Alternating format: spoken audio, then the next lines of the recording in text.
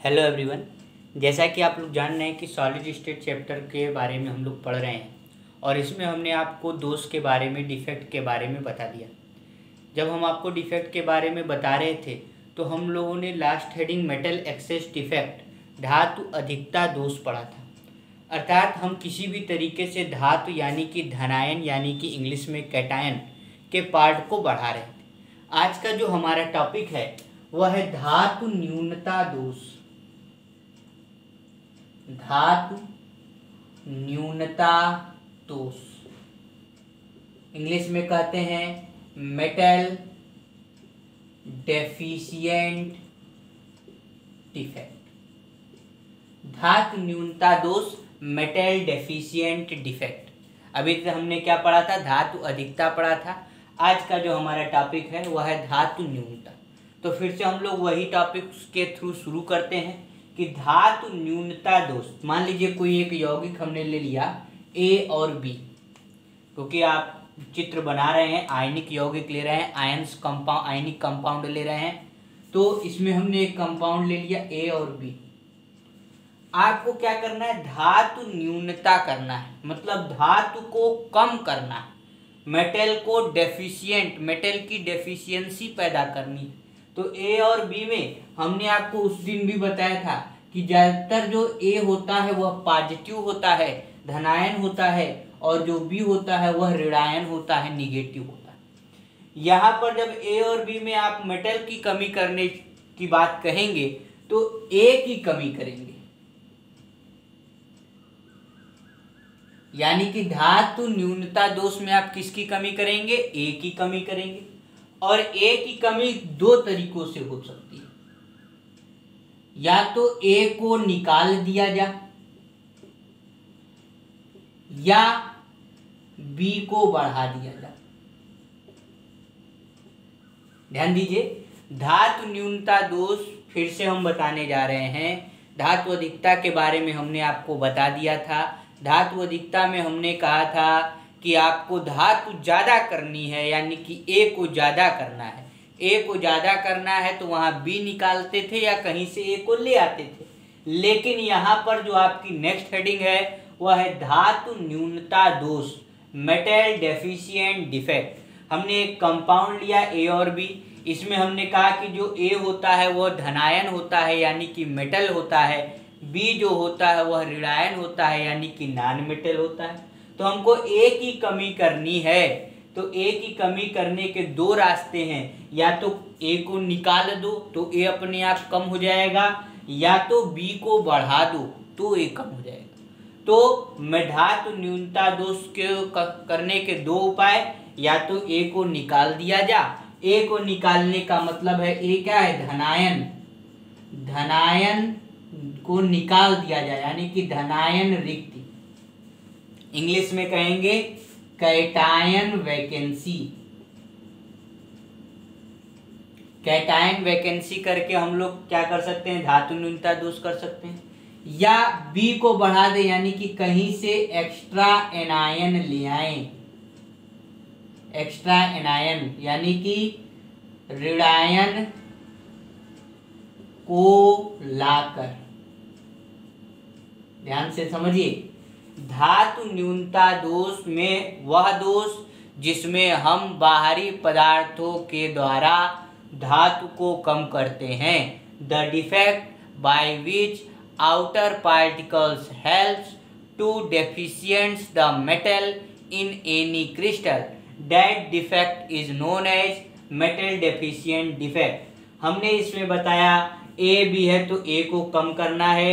ए को कम करने का मतलब है या तो ए को निकाल दें, केमिस्ट्री की भाषा में उसे कहते हैं धनायन रिक्ति, कैटायन वैकेंसी।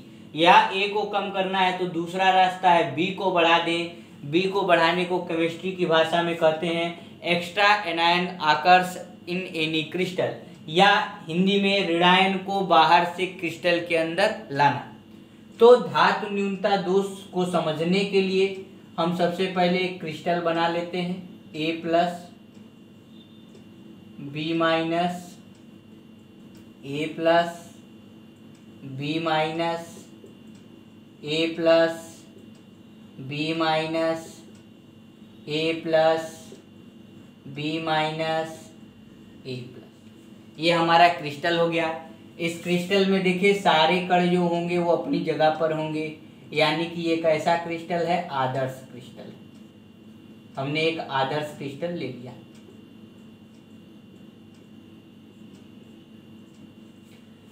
अब देखिए जब हमने आदर्श क्रिस्टल लिया तो हम पहला तरीका बता रहे हैं, ए को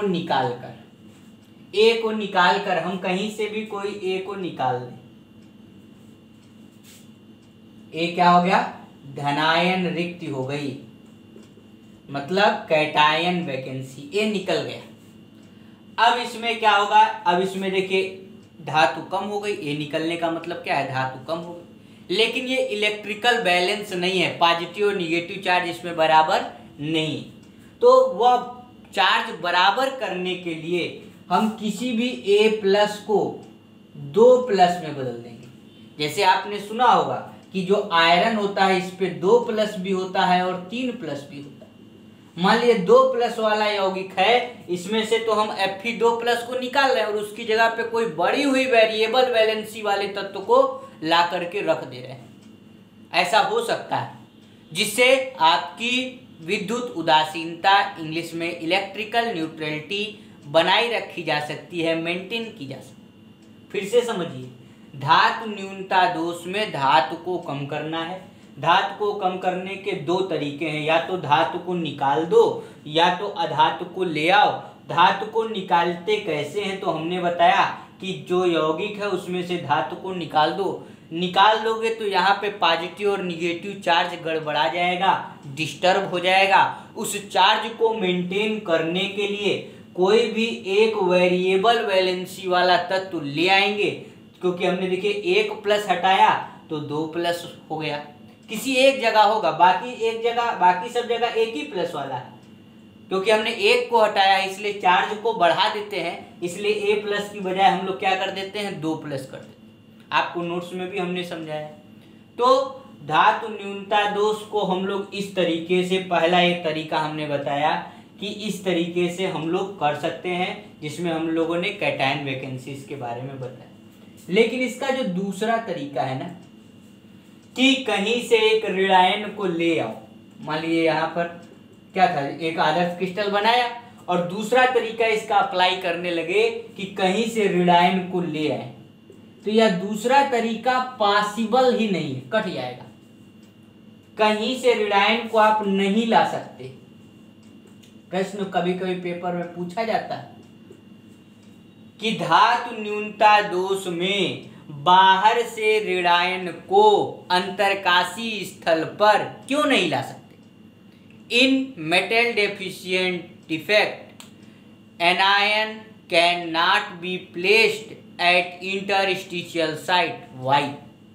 तो आप इसका आंसर बताना नहीं चाहिए, आपको हमने पहले भी बता दिया है कि जो एनायन का आकार है वो बहुत बड़ा होता है, वो इतनी छोटी आकार में फिट ही नहीं हो पाएगा। ये अंतरकाशी स्थल इसी को कहते हैं, दो परमाणुओं के बीच का जो यहाँ पर जगह है। तो कोई भी जो एनायन है, मतलब निगेटिव आयन, ऋण आयन, वो इस छोटी सी जगह पर आ ही नहीं सकता। इस कारण इसका दूसरा तरीका संभव नहीं। बात समझ में आ गई। तो यह हमारा पूरा टॉपिक था, एक बार फिर से देख लीजिए। धातु न्यूनता दोष वह दोष जिसमें बाहरी प्रक्रिया के द्वारा धातु को हम लोग घटाते हैं। धातु को दो तरीके से घटा सकते हैं, या तो ए को निकाल दिया जाए या तो बी को ले आया जाए। ए को निकालने का मतलब है धनायन रिक्ति, हमने कहा है यहाँ से A+ को निकाल दीजिए। चार्ज को मेंटेन करने के लिए कोई अपना चार्ज बढ़ा लेगा, 2+ हो जाएगा। दूसरा तरीका हमने बताया कि अगर आपका जो ऋणायन है, यह दूसरा तरीका पॉसिबल ही नहीं है। भले हमने कहा कि दो तरीके हैं, लेकिन वास्तव में एक ही तरीका होता है, दूसरा तरीका संभव नहीं है। पेपर में कभी कभी पूछा जाता है तरीका दूसरा संभव क्यों नहीं है, तो आप सीधा सीधा आंसर देंगे कि बी को हम लोग ले करके तो आ जाएंगे, लेकिन बी का साइज ही इतना बड़ा होता है कि इस छोटी सी जगह पर बी को हम लोग फिट नहीं कर सकते। इस कारण कहीं बाहर से ऋणायन को बी को नहीं लाया जा सकता। तो ये था आपका धातु न्यूनता दोष। इसके बाद हमने आपको बताया था कि कुछ अशुद्धि दोष भी होते हैं। अशुद्धि दोष इंग्लिश में कहते हैं इम्प्योरिटी एडेड डिफेक्ट, जिसमें बाहर से गंदगी को मिला करके हम लोग बनाते हैं।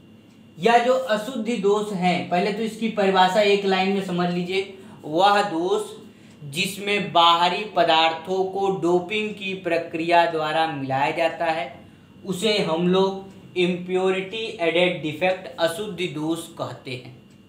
बात समझ में आ गई? वह दोष जिसमें बाहरी पदार्थों को डोपिंग की प्रक्रिया द्वारा मिलाया जा उसे अशुद्धि दोष कहते हैं। The defect in which outer particles comes with the process of doping, that defect is known as impurity added defect. यह डिफेक्ट दो प्रकार के होते हैं। एक एन प्रकार का अर्धचालक, आपके कोर्स में होगा, पूछा भी गया, और एक होता है पी प्रकार का अर्धचालक।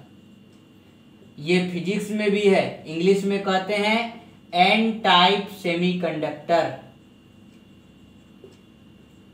और इसको कहते हैं P type semiconductor. Impurity added defect से दो सेमीकंडक्टर बनते हैं, एक का नाम है एन टाइप सेमीकंडक्टर और एक का नाम है पी टाइप सेमीकंडक्टर। एन का मतलब होता है निगेटिव, निगेटिव टाइप अर्धचालक और पॉजिटिव टाइप अर्धचालक। इसकी डिफिनेशंस भी पेपर में आती है आपके कोर्स में, एनसीईआरटी में लास्ट में इसके बारे में है। एन प्रकार के अर्धचालक और पी प्रकार के अर्धचालक, negative type semiconductor, positive type semiconductor. Paper में पूछेगा एन प्रकार के अर्धचालक क्या होते हैं, तो आप इसकी सीधी सी परिभाषा जान लीजिए कि 13वें समूह, आवर्त सारणी पढ़े होंगे 13, 14, 15, 14वें समूह की डोपिंग जब 15वें समूह से की जाए तो एन प्रकार का अर्धचालक बनता है, और जब 13वें समूह की डोपिंग 14वें समूह के साथ की जाए तो पी प्रकार का अर्धचालक बनता है। कैसे बनता है वो अभी हम आपको बताएंगे, अभी तो आप सिंपल समझिए। अशुद्धि दोष वह दोष जो अशुद्धि को जोड़ने पर होता है, इस दोष से अर्धचालक बनता है। अर्धचालक दो प्रकार के होते हैं, हमने आपको पहले ही दिन बताया था। दोष का से मतलब ही है कि हम दोष के जरिए जो कुचालक हैं, इंसुलेटर हैं, उनको सेमीकंडक्टर में बदल सकें। यही हमारा मेन प्लान ही रहता है कि हम उसमें कुछ डिफेक्ट करके उसको अपने यूज्ड करने वाले, प्रयोग करने वाले मटेरियल में बदलें। तो हमने कहा कि इस अशुद्धि दोष से ही हमारे अर्धचालक बनते हैं। एक कैसा अर्धचालक, एन प्रकार का अर्धचालक, और एक कैसा अर्धचालक, पी प्रकार का अर्धचालक। एन प्रकार का अर्धचालक की अगर डिफिनेशन कोई पूछे तो आप सीधे कहिए कि जब 14वें समूह की डोपिंग 15वें समूह से की जाती है तो एन प्रकार का अर्धचालक बनता है, और जब 13वें समूह की डोपिंग 14वें समूह से की जाती है तो पी प्रकार का अर्धचालक बनता है। दोनों में डायग्राम के थ्रू अगर आप समझेंगे तो डिफरेंस भी समझ में आ जाएगा।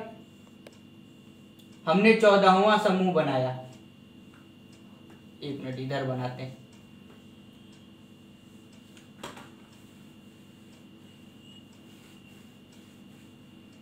एन प्रकार के अर्धचालक समझाते हैं।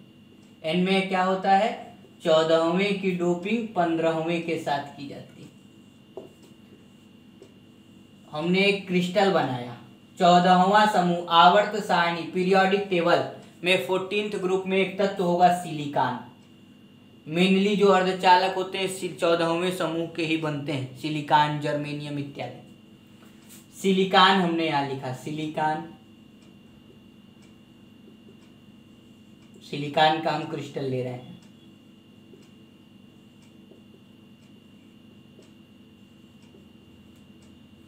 ठीक, सिलिकॉन का परमाणु क्रमांक होता है 14। तो जब इसका विन्यास लिखोगे तो 2,8,4, इलेक्ट्रॉनिक कॉन्फ़िगरेशन क्या होगा, 2,8,4। तो सिलिकॉन के चारों ओर तुम 4 इलेक्ट्रॉन रखोगे, 1, 2, 3, 4। 1 2 3 4।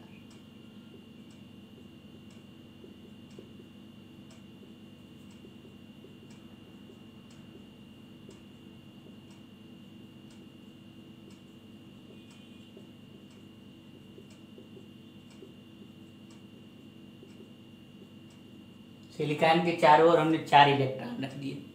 अब क्या होता है सिलिकॉन में मेनली, सिलिकॉन ये एक एक इलेक्ट्रॉन आपस में कंबाइन होते हैं, ये वाला उसके नीचे वाले से। अब नीचे तो है नहीं तो हम ऐसे बना देते हैं कि ये ऐसे पैटर्न चल रहा होगा। सब इलेक्ट्रॉन एक न दूसरे से क्या होते हैं, ऐसे ही जुड़े होते हैं।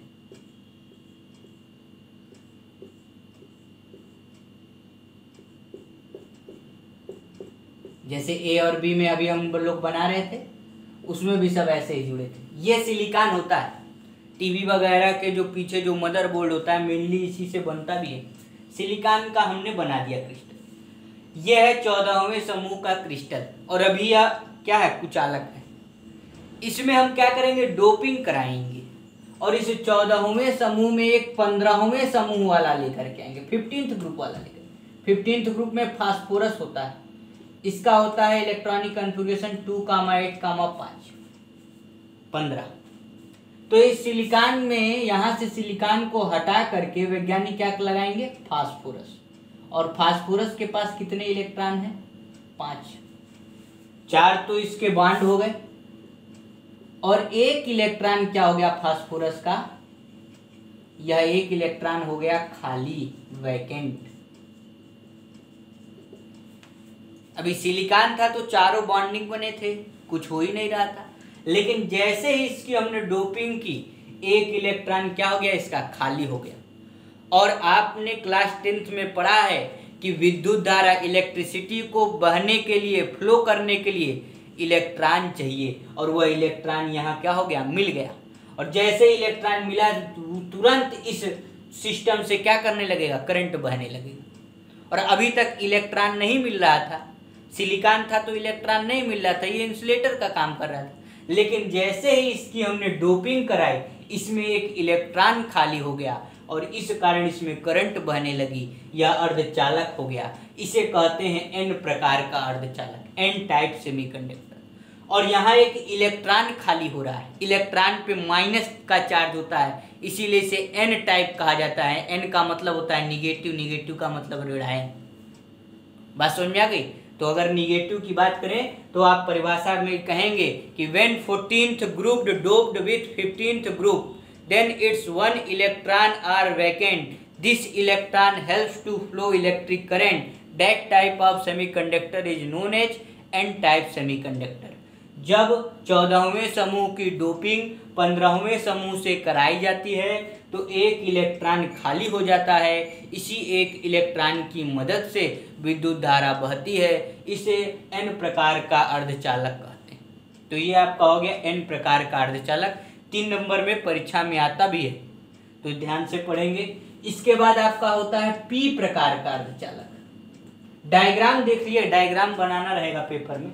तो पी प्रकार में के अर्धचालक में देखिए 14वें समूह की डोपिंग 13वें समूह से किया, मतलब सब सिलिकॉन वगैरह सब वही रहेगा, लेकिन वहां पर 15वां था, यहाँ पर क्या होगा 13वां। 13वें में हम एल्युमिनियम ले लेते हैं। एटॉमिक नंबर 13 भी होता है, 2,8, 3। ऐसा नहीं है कि 13 का मतलब 13 एटॉमिक नंबर वाला लें। इस 13th ग्रुप में जितने भी एलिमेंट आते हैं आप सब ले सकते हैं और सबके साथ बनता है, लेकिन सबसे सिंपल है एल्युमिनियम। हम एल्युमिनियम के साथ दिखा रहे हैं। तो अब क्या था, अब यहाँ पर अब हमने लगा दिया एल्युमिनियम। एल्युमिनियम के पास आप जान रहे हैं कितने इलेक्ट्रॉन है बाहर में, 3। तो 1 इलेक्ट्रॉन, 2 इलेक्ट्रॉन, 3 इलेक्ट्रॉन। भाई 3 इलेक्ट्रॉन तो इसके बॉन्ड बना लिए, लेकिन यहाँ वाला, यहाँ पर क्या हो गया, जगह खाली हो गई। इस खाली जगह को केमिस्ट्री की भाषा में छिद्र कहा जाता है, होल कहा जाता है। और पी प्रकार के अर्धचालक में इस छिद्र यानी होल के द्वारा ही करंट क्या होता है, फ्लो करता है, बहता है। इस कारण चूंकि यहाँ होल है, एक इलेक्ट्रॉन होता तो वो भी बॉन्ड कर लेता। वहां पे इलेक्ट्रॉन खाली था, यहाँ पर एक होल खाली है, वहाँ करंट इलेक्ट्रॉन के थ्रू बहती थी n प्रकार में, यहाँ होल के थ्रू बहती है। यहाँ यह होल आगे जाएगा, फिर यह होल आगे जाएगा, इलेक्ट्रॉन पीछे आते जाएंगे, होल के थ्रू करंट बहेगी और इस प्रकार के अर्धचालक को पी प्रकार का अर्धचालक कहते हैं। फिर से समझिए, वह अर्धचालक जिसमें 14वें समूह की डोपिंग 13वें समूह के साथ कराई जाती है, जिसके फलस्वरूप एक धनात्मक होल, एक धनात्मक छिद्र खाली हो जाता है और विद्युत धारा उस छिद्र के द्वारा बहना प्रारंभ कर देती है। इस प्रकार के अर्धचालक को पी प्रकार का अर्धचालक कहेंगे। देखिए फिजिक्स में ये बहुत इंपॉर्टेंट है आपका, फिजिक्स में आपके सिलेबस के अंतिम चैप्टर में अर्धचालक के बारे में पूरी जानकारी है। वहाँ पर आपको इस एन और पी प्रकार के अर्धचालक से पीएनपी जंक्शन बनाना सिखाया जाएगा। बहुत इंपॉर्टेंट चीज़ है फिजिक्स के पॉइंट ऑफ व्यू से, वहाँ पे आपको इसके बारे में बहुत सारी चीज़ें बताई जाएंगी। लेकिन केमिस्ट्री में केवल और केवल इसकी परिभाषाएं हैं और इसके चित्र हैं, बोर्ड एग्जाम में आता भी है डिफिनेशंस के तौर पे। तो पी प्रकार का अर्धचालक क्या है, 14वें की डोपिंग जब 13वें में कराई जाती है, when 14th group doped with 13th group, then one hole और positive charge are free, that helps to flow the electric current, that is known as p type semiconductor। तो यह हमारा सेमीकंडक्टर था, इसको आप लोगों ने पढ़ लिया, समझ लिया। जो भी डाउट होगा पूछ लीजिएगा, बाकी सारी चीज़ें नोट्स में आपको दे दी जाएंगी।